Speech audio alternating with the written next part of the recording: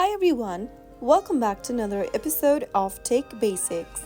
In this video, we will be learning how to add Amazon gift card to Kindle Paperwhite.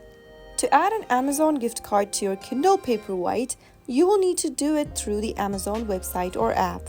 Open up your web browser and type in amazon.com on your computer, or you can also open up your Amazon application on your mobile device. Once you are logged into your account after entering your login credentials, you will end up in the main homepage.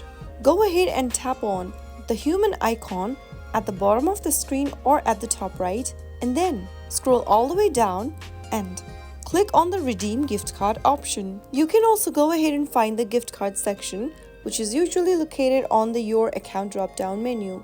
After you get to this page, you will now need to enter the 16-digit code from your Amazon gift card. Enter the code in the text box and click on Apply to your balance and follow the on-screen instructions to confirm the redemption. Once you've redeemed the gift card, the balance will be added to your Amazon account. You can use this balance to purchase Kindle books, ebooks, audiobooks, or other digital content on Amazon.